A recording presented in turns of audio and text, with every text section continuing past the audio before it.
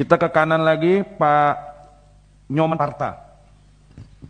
Terima kasih pimpinan, teman-teman, kawan-kawan, anggota Dewan, Pak Menteri, dan juga 3 direktur BRI, BNI maupun Jamkrindo. Terima kasih. Saya ingin menyampaikan beberapa hal. Tentu yang pertama melanjutkan waktu kita rapat di ruangan ini dengan Pak Menteri juga. Kami memberikan apresiasi terhadap program ini. Ini program yang orientasinya benar. Pelibatannya juga banyak orang, sasarannya banyak orang. Cuman Pak Menteri, kalau banyak referensi yang menyatakan bahwa jumlah UMKM kita adalah 64 sampai 65 juta. Tahun 2020 sampai tahun 2021 yang akan dicairkan, ya jumlahnya baru kurang lebih sekitar 21 juta Pak Menteri. Jadi masih sangat banyak yang belum, apalagi baru 69% yang cair. Jadi masih banyak sekali yang harus dibantu, kurang lebih sekitar 45 juta UMKM. Oleh karena itu, kami mengusulkan agar di anggaran perubahan yang akan datang dilipat gandakan Pak Menteri. Kenapa begitu? Karena pada saat itu mudah-mudahan COVID sudah, karena vaksinasi berjalan begitu baik, mudah-mudahan COVID sudah berangsur turun. Jadi dengan sendirinya pergerakan ekonomi harus dimulai. Oleh karena itu bantuan dari pemerintah dalam bentuk stimulus ini sangat dibutuhkan. Oleh karena itu harapan kami ya ke depan ya jumlahnya harus dilipat gandakan, dituntaskanlah 64 juta UMKM. Karena di samping posisinya yang strategis, karena dia bergerak di akar rumput, jumlahnya yang sangat banyak Pak. Dan juga varian industri, varian kegiatannya. Jadi industri eceran, terus makanan dan minuman, termasuk juga pengolahan. Bukankah hilirisasi ini yang sungguhnya kita ingin tuju? Oleh karena itu ini diberikan motivasi yang lebih banyak. Yang kedua, dalam rapat di ruangan ini, Pak Menteri, saya masih ingat bahwa pada saat itu ada rencana pemerintah untuk menurunkan suku bunga dari 6 menjadi 3%.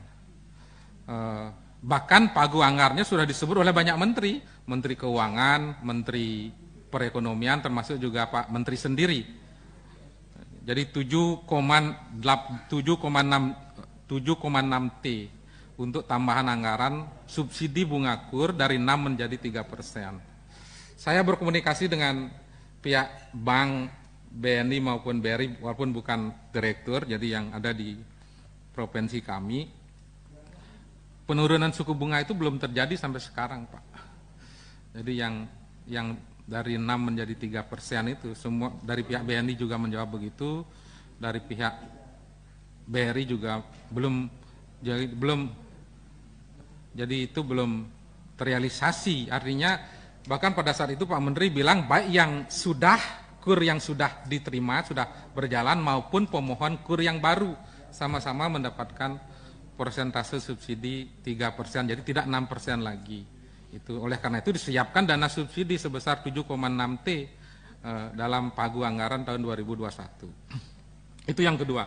Yang ketiga, mohon izin teman-teman yang terhormat, yang saya hormati, seperti yang kita ketahui, Bali mengalami situasi dampak ekonomi yang paling buruk di seluruh Indonesia.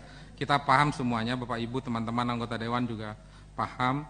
Ada ikhtiar dari pemerintah pusat untuk mempercepat vaksin, maupun bulan Juli ini akan mulai membuka pariwisata Bali. Mudah-mudahan tidak ada kendala lagi.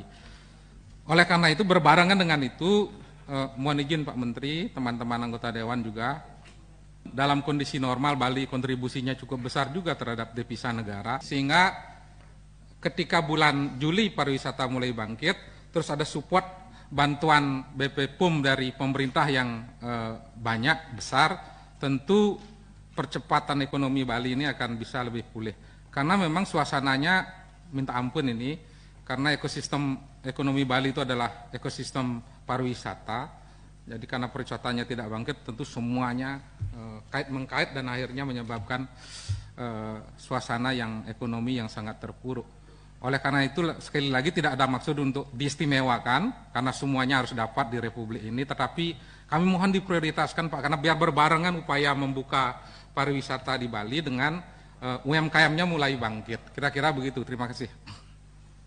Baik, Pak Nyoman Parta. Kita ke sayap kiri lagi.